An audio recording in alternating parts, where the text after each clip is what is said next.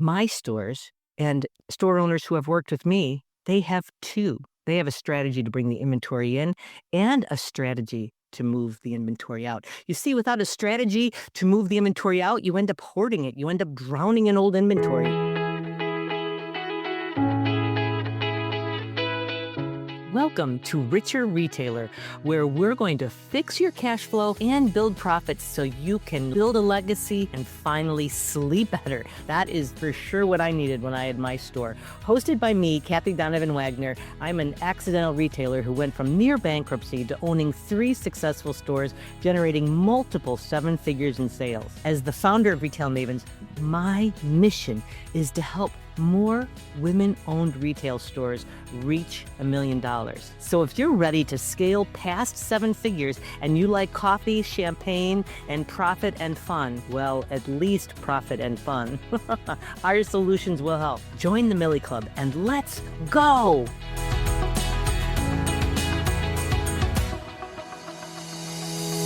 Well, hello there. And welcome to episode number 009. That's right.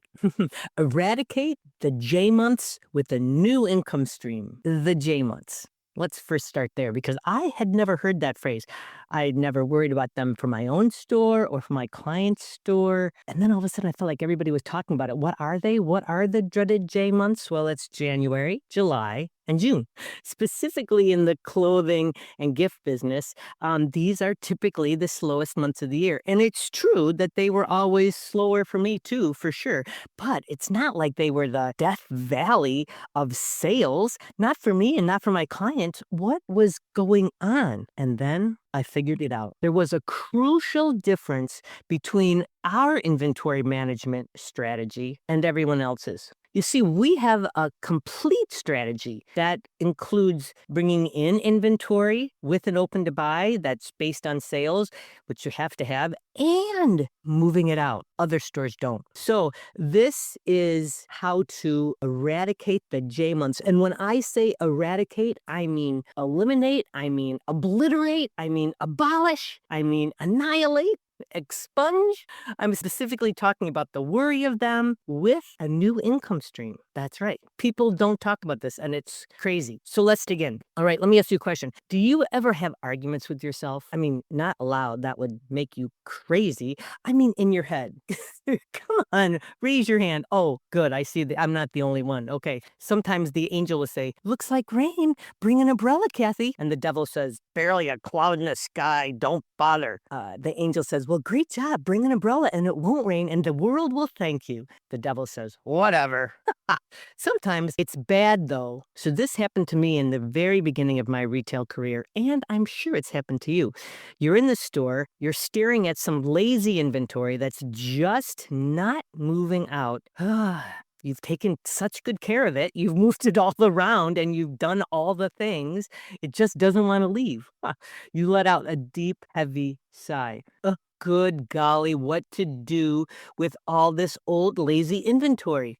And this is the worst at the end of the season. I mean, you for sure feel this way in those J months. I know that that was what I did too. So the devil says, don't you dare mark that inventory down. You don't want to lose the profit. And the angel says, what? We don't think that way anymore. And the devil said, yes, we do. We want to hang on to our profit. And the angel says, no, we have learned better. And if you still feel that way, go listen to Richer Retailer Podcast episode 008. We no longer hoard our inventory. That is one wise angel. We talked in that episode about how you need to mark things down. It has to be part of your inventory management strategy. I mean, you have to have a system to bring the inventory in. Like I said, the open to buy, OTB is the phrase. Please reach out. It would be an honor to help you with it. You can DM me. I'm Retail Mavens everywhere. You can reach out in our Facebook group, which is Retail Mavens FB, as in Facebook, RETAILMavensFB.com. Check it out. If you need help with bringing the inventory in, ask. But you also have to have a system to move that old inventory out. And listen, the beauty of it is that it's going to create a whole new income stream for you. I thought that would get your attention. Let me introduce you to the customer you've been ignoring. Starts by this. Open your hands, wiggle your fingers and your thumbs. These are 10 customers that come to your website or walk through your door any given day. Put your fingers down, leave your thumbs up. 2 out of 10. 20% of your customers represent 80% of your business. It's a fact. It is a scientific fact. I didn't believe it the first time I heard it either. And for my coach, and I went and actually figured it out myself. I looked at my sales. I figured out what 80% of my sales were. And I started with customer number 1 and I started adding down, and it was true. So those are your thumbs. These are your best customers. These are the customers who love you, who want that new stuff, who love everything about your store and value everything you do. Okay, now put your thumbs in, open up your fingers. Now, out of these 8 fingers, your littlest fingers, the pinkies, represent your sale customers. Your sale customers love your stuff also. They just don't want to pay full price for it for whatever reason. But what I want you to know is that they are 2 completely different customers.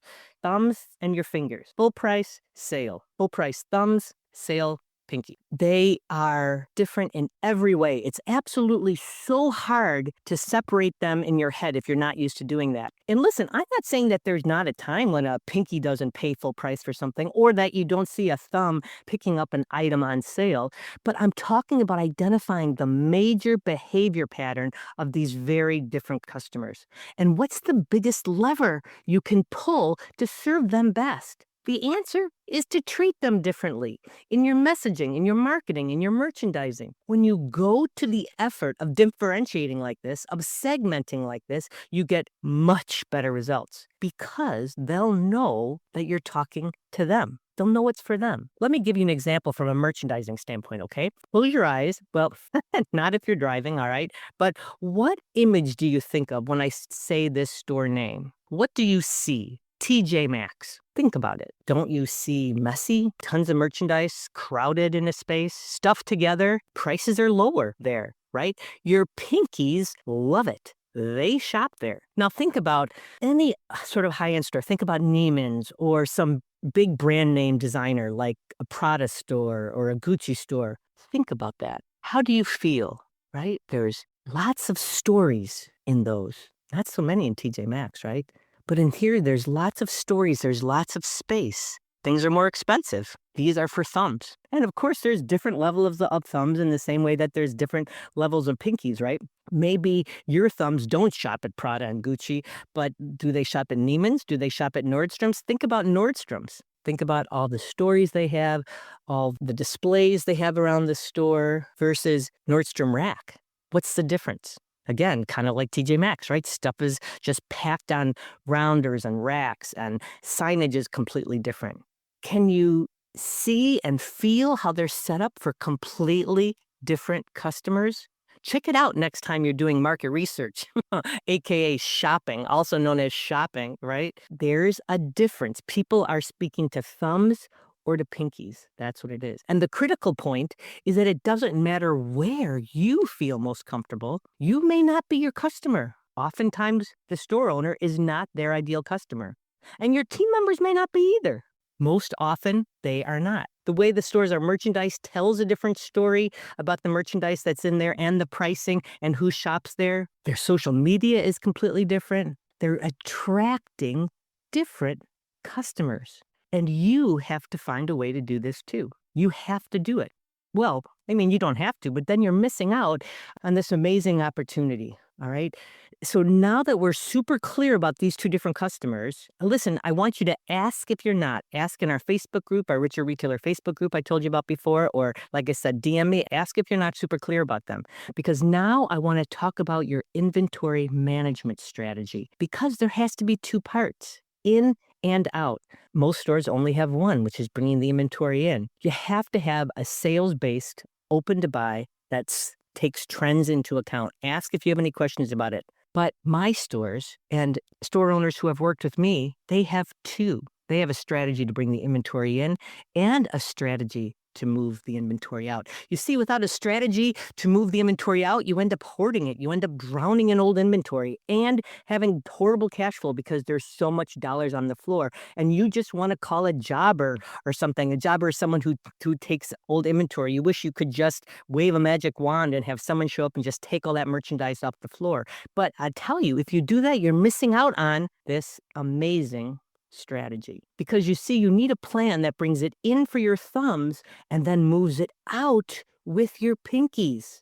That's why you have to embrace markdowns and your pinkies. I'll be honest, sales customers used to bug the heck out of me. I felt that they didn't see the value of my amazing curated merchandise, right?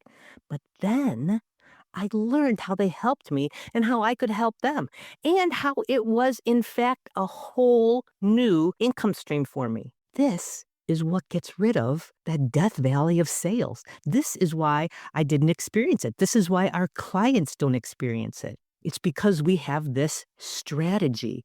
We treat those pinkies differently than we treat the full price thumbs. And right, it's with markdowns because pinkies have to have a special sale. There is absolutely a place for a weekend flash sale, like a 20% off something, but pinkies have to have a big sale. They want something big.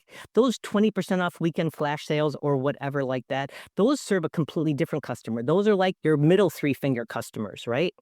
I'm talking about a strategy that is specifically targeted to your biggest sale customers twice a year, after Christmas and then in June and July. You have to give them a whole sale for them. That's what gets that merchandise moving out. And it works online too. The exact same thing works online. This gets them off their couch. This gets them into the store. And this is how the sale customer is different and requires a different approach. This is what creates a whole new income stream and eradicates, abolishes, annihilates that slump of January, June, and July. And the additional income stream, you can bring in inventory for this sale. I want you to bring in inventory that can be marked up 4 times from cost is best. Now listen, don't shut down as you're hearing me say this. This is a proven strategy that we've been using for decades super successfully. So in order to be able to mark something up 4 times, it has to be 50% off of cost. Right. It's not super easy to find this merchandise. If it was, everybody would be doing it and everybody would have this new income stream and nobody would be talking about January, June, and July, about the J months. But I'll tell you, it's much easier than you think. You have to look for it. You ask for it, especially as it gets towards the end of the season in your industry. In fact, I kept asking for it and looking for it and talking to vendors at trade shows, talking to the people who could make the decision to give me that merchandise because it's a win-win. They had this old lazy merchandise. They're doing the same thing you are at the end of the season, looking at all the inventory that's in their warehouse, this old lazy merchandise that hasn't gone out, and where are they going to sell it? But the beauty is that you can take it and you have your customers to sell it to. That's what they need. So it's a perfect win-win for you both. They have to take markdown so that you can move it out. Not everybody will understand that. Some of them will want to hoard their inventory, whatever. And it's not up to us to tell them how to do their business, but we know what we can do if we get that inventory at the right price. And I'm telling you that being able to mark it up 4 times is the best. What I'll tell you is that after you've been doing this for a while and after you've been talking to vendors for this for a while, you'll get to the point where vendors will seek you out. Does it happen right away? No, but it happens every time. This additional income stream is what increases your sales in January and in June and July. And it happens because you're taking super care of and servicing these sale customers. And those months tend to be times that your thumbs aren't shopping. You already know that. That's why your sales have been down in those months. So I've now told you about a new customer who can help you, and you can help them. It's a win-win for everybody. It's just thrilling. So what is your Millie moment here, y'all? What's your shift? What will you do differently now that you know, just a second. They're talking again, the angel and the devil sitting on your shoulder. The devil's saying, I've got your inventory strategy. Let's just take that old crap outside and just burn it. Oh no. I'm not letting you take that additional income stream away from me. I'm fascinated by this. I've never had a solid strategy to move that old merchandise out. Sales don't work for you. Were you not listening? Did you not hear? There is a way. Go back to that Richer Retailer episode 008, dear devil. It'll change your tune. I've never liked those sale customers anyway. I know, me too. But now I understand that I didn't know how to serve them well. They love our stuff, and I want to get rid of the old, so it's a win-win for us both. Dear devil, I think I've had just about enough from you. And you brush the devil right off your shoulder. Not today, devil. This is my Millie moment. This is it. You guys, if you have any more questions about this, don't hesitate to ask. We have a program that goes deep into all of this that helps you liquidate unwanted inventory in 6 weeks without destroying your margins, without doing a store-wide sale, or discounting your best sellers. It is a proven strategy that works. It'd be an honor to serve you with it. All right, you guys, I know this is a controversial topic. Please reach out. Like I said, like I've told you, I think 3 times, don't hesitate to reach out with any questions you have. We're Retail Mavens everywhere, and I'm happy to answer your questions. And you can find us in our Facebook group at RETAILMavensFB.com. That's the easiest place to find it. And know that you are astonishingly fabulous and that you are loved. Happy retailing. Have a fabulous day.